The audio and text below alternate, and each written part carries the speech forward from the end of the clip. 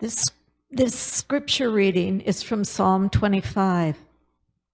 Make your ways known to me, Lord. Teach me your paths. Lead me in your truth. Teach it to me, because you are the God who saves me. I put my hope in you all day long.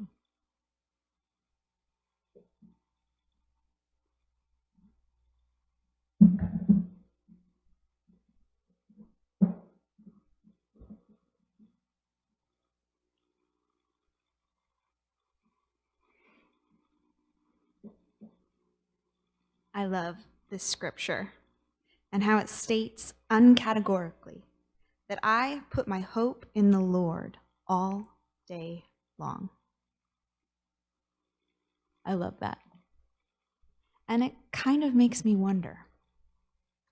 In addition to having another holiday season that we have to think about COVID, there is now a slew of other things that are making life challenging, like supply chain issues. Have you heard of them? Have you seen those memes going around that say things like, Christmas will be canceled thanks to supply chain issues? What an odd sentiment. I think the scripture would need to be rewritten to say, I put my hope in stuff all day long, if supply chain issues could really threaten Christmas.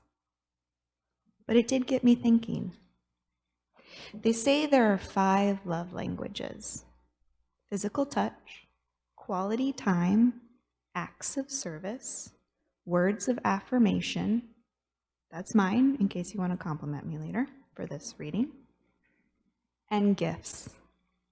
According to the love languages, there are people who feel or give love best through giving gifts. Maybe that's you. Maybe that's someone you know.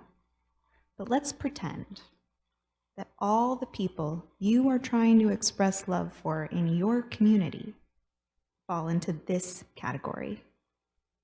People whose love language is gifts.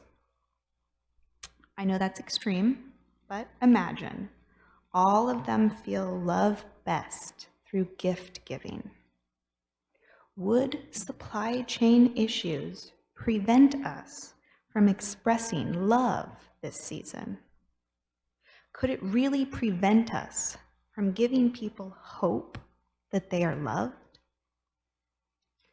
Supply chain issues might make us believe that we can't get exactly what we want, exactly when we think we want it. But does that mean that we cannot offer hope to others? Does it in any way mean that we cannot cling to the hope of the Lord ourselves? Our pastor, Debbie, has been helping us to try leaning in to how God shapes us and grows us when we try new things, by force or by choice. And God knows we've been forced to think in new ways over the past couple years. Some of us have been very grateful for things like overnight shipping, Prime shipping in the past. Perhaps now God is encouraging us to see how we can modify our actions in this season of Advent to build up our community and all of the people that you are trying to express your love for. What might it look like if we found out what our community had to offer? How could we support local artists, musicians, restaurants, vendors, and experiences during this season of giving?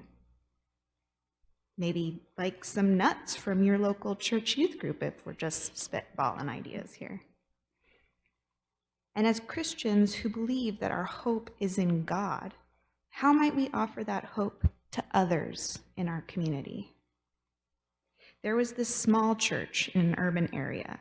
It was in a part of town that had a high crime rate and a high poverty rate. The district in that area would put on a youth lock-in for Advent. They spent thousands of dollars to send youth to an amusement park in these new hoodies branded with the district's logo for the year. This small, poor church received money from a big, wealthy church to send some of their youth to the lock-in event. The youth from the poor church were just stunned that they received a hoodie, since many of them didn't even own a coat. During the event, the youth were sitting at a table with their pastor and the district event coordinator when the check for the event was handed to the venue. The check was for more than $5,000. The youth were shocked. They couldn't believe that the district was spending so much money on amusement when their families were literally starving. So they asked for a meeting with the district superintendent. And at that meeting, the youth asked good questions about the purpose of the Advent event, the meaning of Advent, the idea of community, and what it means that the district prioritized entertainment over sustenance. It was awkward for the district superintendent and probably a little embarrassing. But these youth were asking good questions about what it means to hope in the Lord in the midst of Advent. They were not saying that having fun was bad. They even offered to help plan the event the next year in their neighborhood at the skate park, which was free, by the way.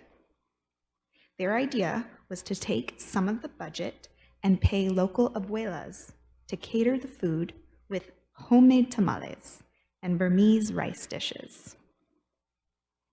You see, the idea that using Advent as a means to encourage the whole community to hope in the Lord was ultimately a more faithful way to live into the promise of Jesus coming home again. I wonder what this year and the challenges it brings could teach us about our hope being in the Lord. And how might we encourage our whole community as we celebrate this year?